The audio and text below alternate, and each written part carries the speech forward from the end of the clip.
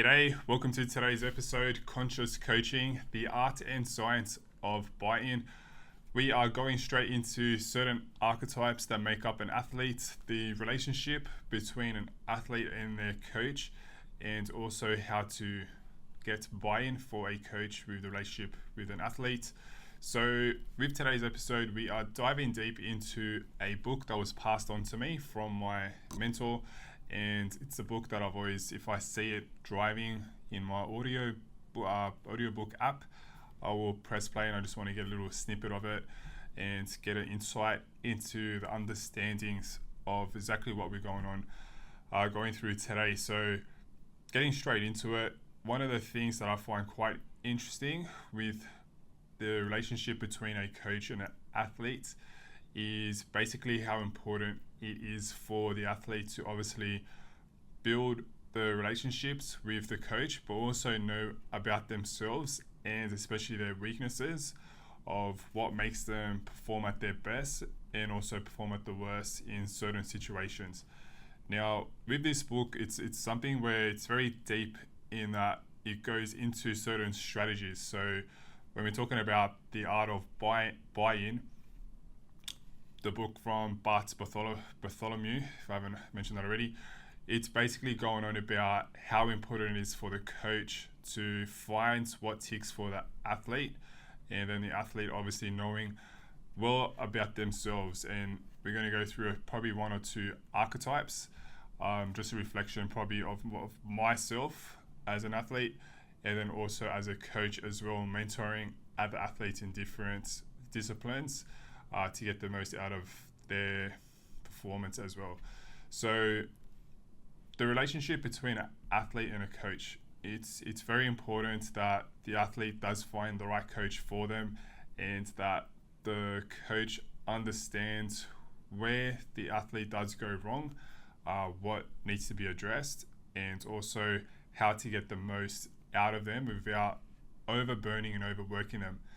With my experience, my previous athlete that I was helping out with, he was a professional jockey and a very professional young man. He was very dedicated to his craft and being a professional jockey to get the most out of it.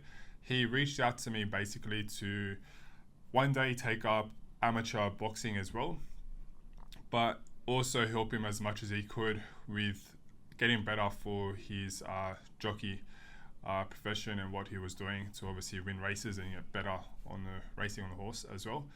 Now, it was very quick for me to understand that mentally this athlete had certain like gaps where he would freeze or he would second guess himself.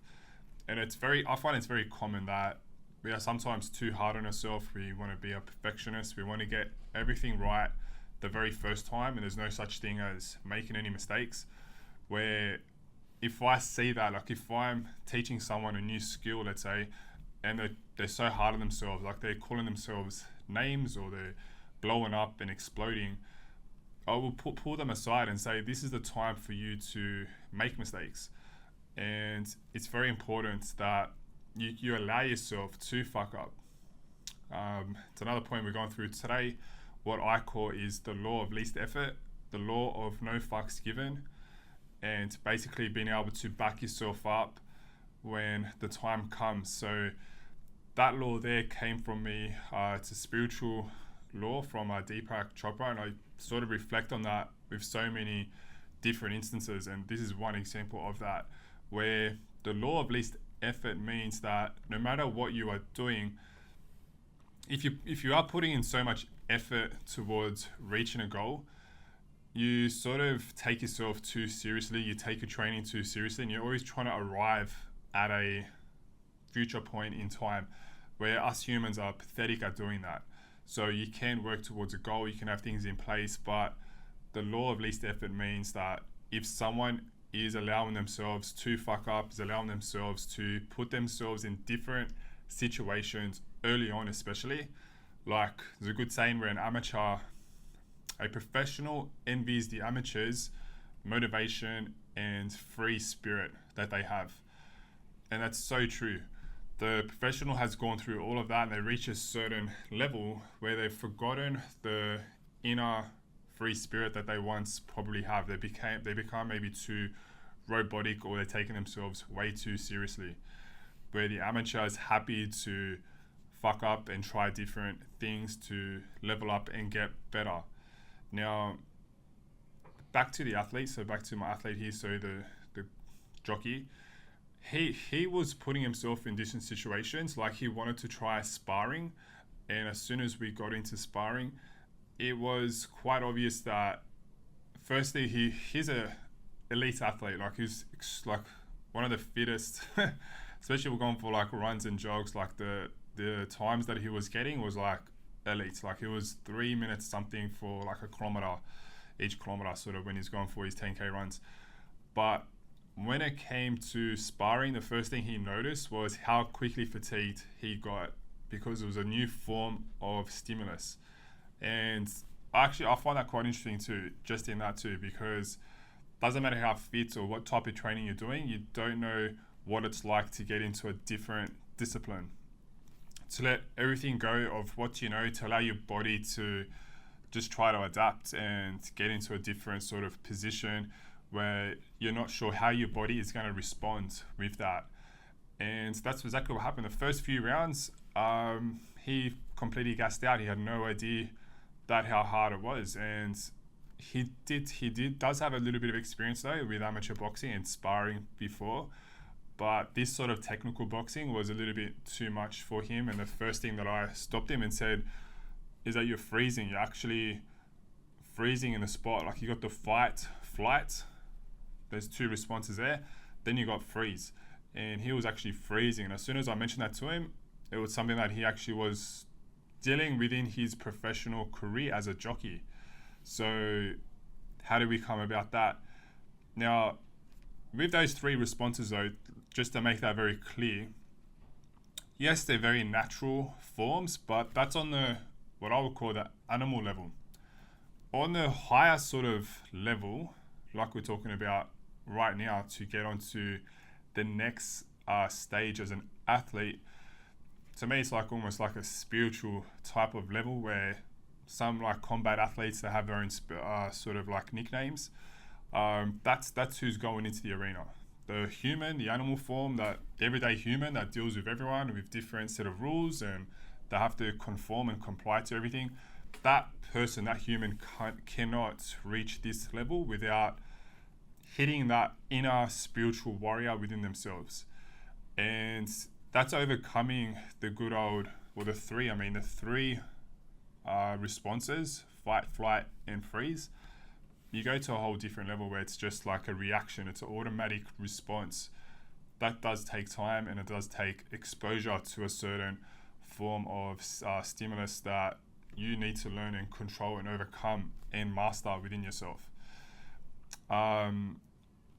That's what I found dealing with this athlete and sort of helping him out, and also passed on this book as well, because within this book there's a few archetypes that Bart Bartholomew is discussing, and how you can relate to that and understand yourself, like what makes you an athlete amongst everyone else in different disciplines. So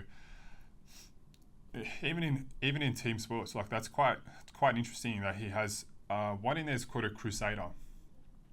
Now, the crusader was very interesting to me because that was the one that really stood out to me. It was a crusader, and the second one, the obvious one, which I think probably a lot of athletes will sort of be drawn towards, was the Wolverine. I was going to say the Wolverine, but I sort of saw that I wasn't too much of the Wolverine. I would say, like, even my older brother, having lived and compete with him my whole life, he's by far like 100% hands down a Wolverine, where it's just all the physical abilities, capabilities.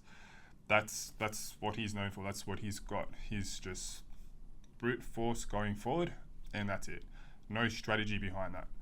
With myself, the Crusader was very interesting in terms in a team environment or a team sport.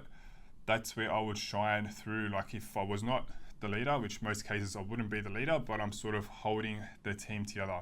I'm sort of, everything that I do is at a quality that sort of draws everyone together to sort of lift up the standard and bring the energy towards each and every session. That's what I found that I could reflect to with that archetype. There's a few other ones, there's a few not so good ones, which I guess some might relate to that. I think there's about 13 in total.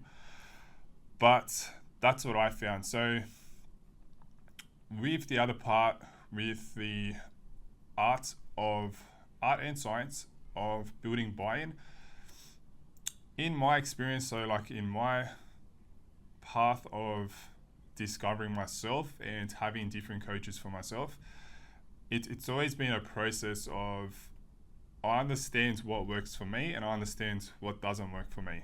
And I'm very clear and I'm very upfront about that. When I was like trying to pursue a career, in boxing, I was barely doing any boxing classes.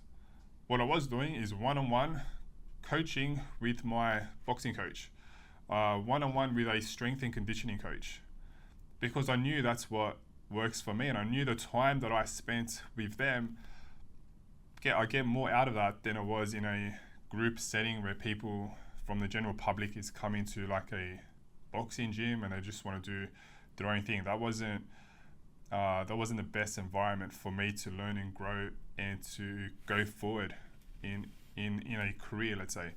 So for me to pull like the boxing coach aside and to invest in that, it does cost obviously a little bit more money to do that. Like if you're an athlete and you don't know what it's like to get one-on-one specific training or coaching, you really are missing out. Like that's, to me, I run a personal training company.